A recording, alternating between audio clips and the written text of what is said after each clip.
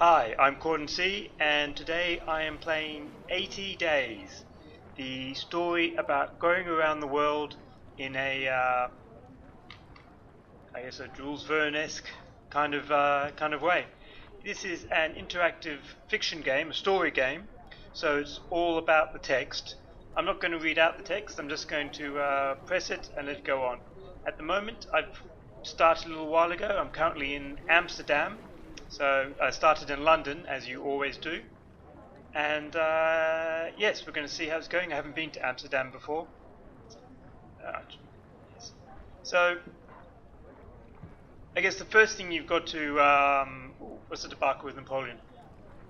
The first thing you've got to know when you play this game is that you will be doing a lot of reading. The main interface with this game is reading and then clicking these little sort of choose your own adventure decision points, and you can get sort of as much or as little as the stories you want when you're going around the world. The more active you are, most of the times there's at least at the start there's an option saying, you know, I don't really want to talk, I just want to hang out in the hotel, and yeah, so or you can go out and talk to as many people as you want. Oh, I'll buy an apple.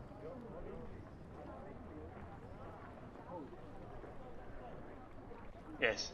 So you've got to read. So I imagine that would be enough to turn off a lot of people. Down touch because I bought that apple. So that's the sort of nature of the game. You go to these cities. There's various things you can do in them, and we'll just check to see how I get out of the city. I could go to Christiana, Copenhagen, Berlin, Munich. I want to go to Copenhagen. That's tomorrow at 8 AM, so I'm going to have to stay the night in Amsterdam. So this is a map of the world, and it actually shows you where other people are. So you can click on this person, you can see that 3 players are 3 days in, and they're heading towards Nice. There's 2 players in Vienna. I'm not really sure how it chooses. Some I called Red Vegemite. That's a good name, mate.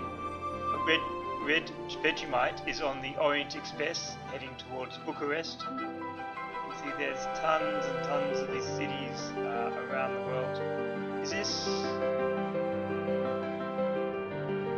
Yeah, actually this black line here, I think this black line here is the path that I went around last time. Whoa, spins around. So yeah, there's tons of city, and I'm not sure what this blue line is. Not me. I guess it's just people who are going. And as the time ticks on, so I'm going to go back to Amsterdam. Well, we'll go back into Amsterdam because we're going to go to Copenhagen. But we're, as the story says, we're passepartout helping Mr. Fogg. Here's Mr. Fogg. Go, and he gets very unhappy about being left out in the cold. So I'm going to book us into a hotel for the night. And that should keep him happy. So this number under here is how happy he is, and you want to keep him happy. And that thing was leaving early, so we want to not hang around too much. So I'll just afford my master every service, and we'll get on with it. And then we better depart pretty quickly before that gets to before that counts up to 8. So we'll go to Copenhagen and embark. So every time you do something, often you have to spend money. And you have to, then you'll get a bunch of text and a bunch of choices. Having played a few times, I can say the text does seem to change a little. The number of things you can do seems to change, and there's so many cities that you don't really need to go to the same city twice. I mean, other than, well, Paris, because at the moment you have to go from London to Paris, but after that I've never been to the same city twice.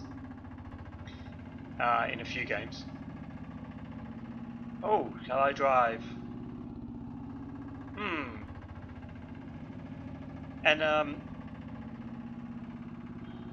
yeah, these stories seem to make differences to little things like which routes you can go on. Oh, as you can see, Mr. Fogg was not very happy that I drove like a loon. So yeah, when it gets at 0, I think that Fogg's dead. Or at least doesn't to travel with you anymore. So you've got to try and keep him reasonably happy by doing things like combing his hair. There, now his hair is combed, he's a little happier.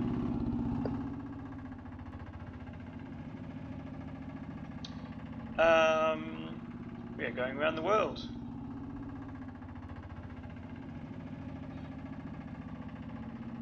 Oh, the Zulus near. Yeah, if I went south. And then perhaps when we get to Copenhagen, I'll do some more things. We can start moving on, and new routes will open up.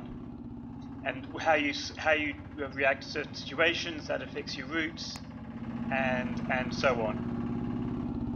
And how there's various other things as well. Now, the other thing you can do is, as your money goes down, you can go to the market and see this is your money up here.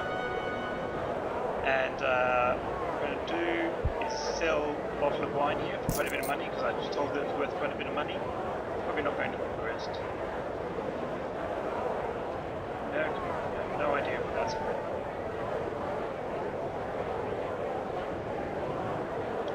But we might need that, because we seem to be spending a lot of time on there all night.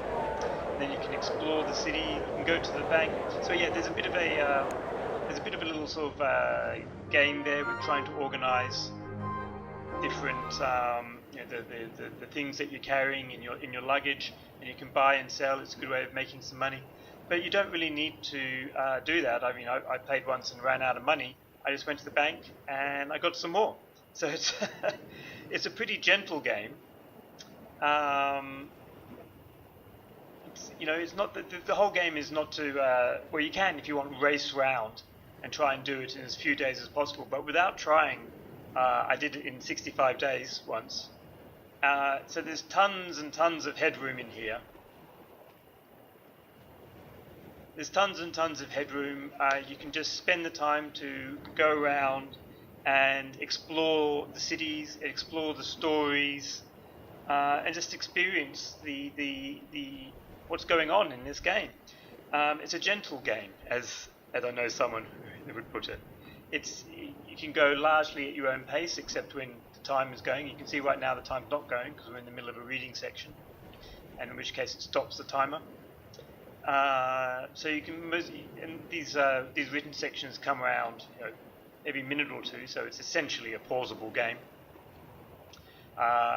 So anyway, because it's so gentle and it's not really, you don't really have to. Well, I've found so far, maybe it gets harder at different points for different reasons. It doesn't really need to push you. It all really comes down to the story and experiencing and exploring the story. So that comes down to, is the story any good? And while I've been playing, I would say that the story is very good, very, very good. Metal canister. What is inside it? Let's find out. I'll give it back to her. You can pick things up and improve slightly, that's good. So now we can plan our trip. I want to go to Stockholm. Haven't been to Stockholm before. 2 days? That's no good. Negotiate. Okay, so if I pay 500, they'll go tomorrow. That's good. So that means we just have to wait the night in Copenhagen.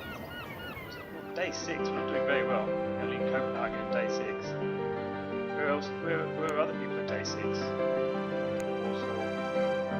Alright, well, I'll find out. So yeah, the story is, I think, very good. It's kept me interested.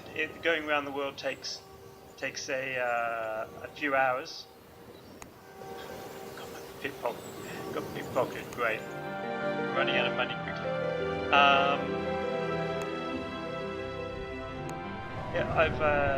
It changes. It seems to change slightly every time. Either the times that I've started.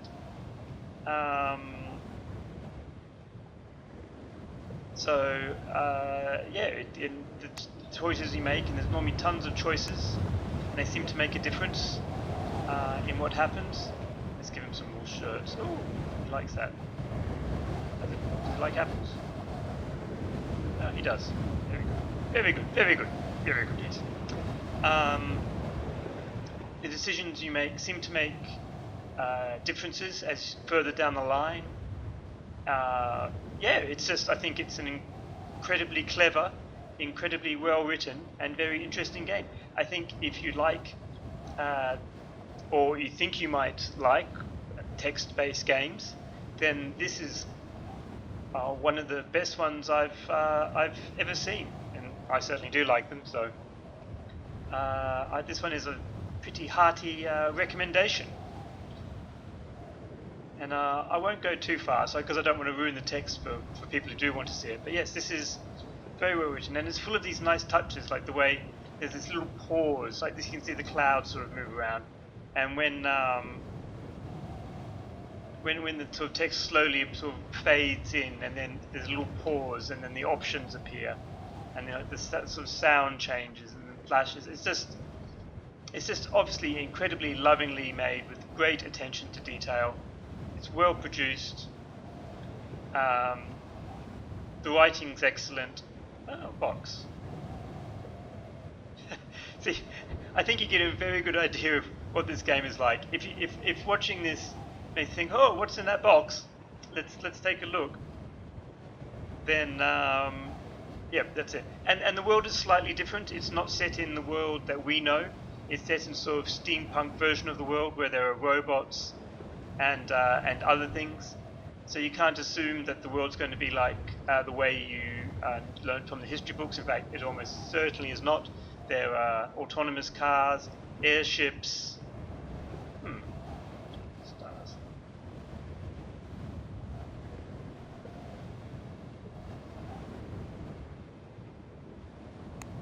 What have I done to our route? Yeah, so it's yeah, it's an excellent game, and I heartily recommend it. Just exploring this sort of late 19th century, sort of Victorian steampunk world they've created. It all seems like various stories from various places hook into each other, and it's enchanting. Yes.